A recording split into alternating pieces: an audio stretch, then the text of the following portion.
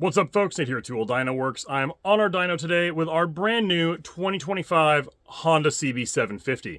Now, our 2025 CB750 here is something we've been waiting for quite a while because it is powered by the exact same Unicam 750 engine from Honda that they use in the Transalp, and we have flashed several hundred of those ECUs and perfectly dialed in those bikes for all the different intake and exhaust combinations available. And I was pretty damn certain that once this finally hit the US market and we got it on our dyno, we would see exactly what I'm seeing here, which is that it will absolutely crush a lot of the competition in sort of the lighter to middleweight twins category that it fits in. In completely bone stock configuration, once we finish breaking it in, the bike makes about 79.9 horsepower and 52 pound-feet of torque to the tire on pump gas. So that's nearly 80 horsepower stock. Now, there's obviously some throttle-by-wire intervention and tuning issues going on down here with this big dip, and there's obviously a bunch up here where all of a sudden it just falls flat after 8,500 RPM. But we've fixed all of that. In fact, even with the stock intake and exhaust still on the bike, with our custom tuning in place, it now outperforms many of the bikes that are currently dominating this segment, like the MT-07 and the GSX-8, by a rather large margin. With our custom tuning in place, again, with absolutely no intake and exhaust modifications, this dip back here is significantly flattened. The torque comes on earlier, stays flatter, and the 8,500 RPM where the throttle-by-wire mapping was shutting this bike down from the factory, it now just keeps climbing. We were also able to push out the limiter to where we know is safe, just before 11,000 RPM, and right out there at 9,800 RPM, you can see the bike was barely making not even 75 horsepower, and now it's making over 85. So that's almost a 10.5 horsepower improvement just from tuning alone, out there at 9,800 RPM. The curve doesn't even really look like the same bike anymore, and I can tell you from our experience, it is massively more fun to ride. Because not only is the wide open throttle portion of the mapping really screwed up and restricted from the factory on these bikes, it is equally, if not more, screwed up everywhere else besides wide open throttle where you're normally riding these things.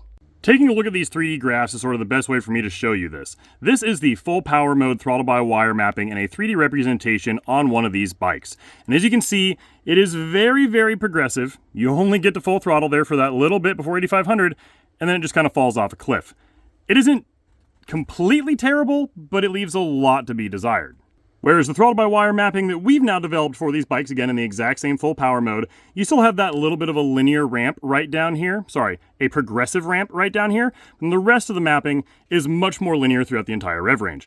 It makes the bike massively more fun to ride because not only are you much more connected to the actual throttle-by-wire system on the bike with your right wrist, but the performance now is much more in line with what you'd expect from a bike that's making over 50 pound-feet of torque and 86 horsepower to the tire. Now, I'm truly not sure why Honda makes the throttle-by-wire mapping in the most powerful mode on these bikes that overly progressive.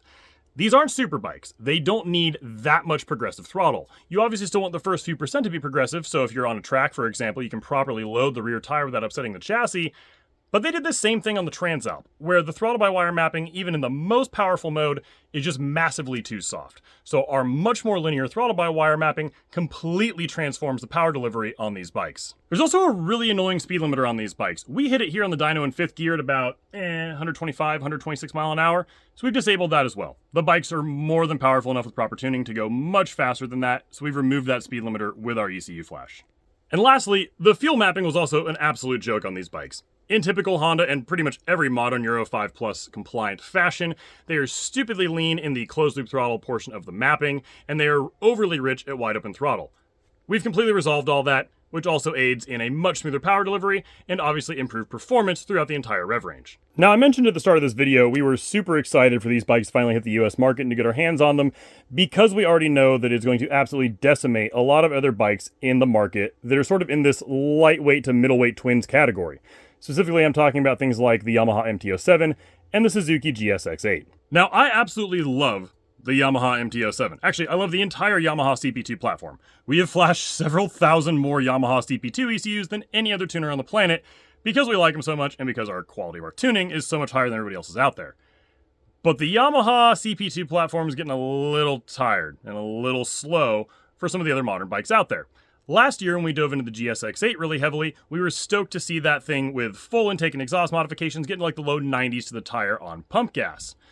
This thing is actually in a completely different league of its own, because if I compare this bike in just completely stock intake, stock exhaust, plus tuning trim to an MT-07 and a GSX-8, well, you'll see for yourself. There's not even a comparison to make here. The green line there is the MT-07, our brand new 25, in stock trim with our tuning in place. The red line is our GSX-8 in stock trim with our tuning in place. And the blue line is the bike we have here on our dyno, the CB750. At 9,600 RPM, right there where the cursor is highlighted, the CB750 is making 14 horsepower more than the GSX-8 did with the stock intake and exhaust still installed, and almost 20 horsepower more than the MT-07. It's not even in the same ballpark of performance in comparison to both of these bikes, which are massively popular in this segment. Now, obviously, we're not going to leave this thing anywhere near stock trim. We're going to dive right into the intake and the exhaust with the available systems that are currently on the market, and we'll be keeping this bike for the next year or so to make sure that as different intake and exhaust systems come out, because I guarantee these are going to be raced next year in the Twins Cup, there's absolutely no way somebody doesn't jump on these Hondas when they realize the potential performance of this platform.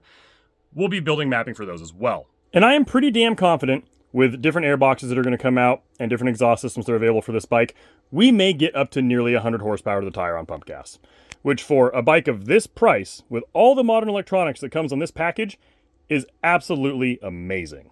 So definitely follow us along here on our YouTube channel and our Facebook page, where we'll be sharing all of our testing and tuning results for these bikes in the coming months. Now, if you've got a brand new 25 CB750 and you're looking to get it properly tuned and dialed in, look no further than twowheeldynoworks.com. Because of the level of R&D that we go through on all the bikes we decide to purchase here at the shop, I can guarantee that you're not going to find higher quality intake and exhaust specific tuning for these bikes anywhere else. And our ECU flashing service is only $349.99 on our website, twowheeldynoworks.com. And if you have any questions whatsoever about getting your new CB750 properly tuned and dialed in, different intake modifications, different exhaust systems, maybe there's an exhaust system out there that you haven't seen us talk about yet as time goes on, please do not hesitate to email us. I personally answer any and all tech support questions every single day that we are open here at the shop. Our email address is support@twowheeldynoworks.com, and we are truly always happy to help.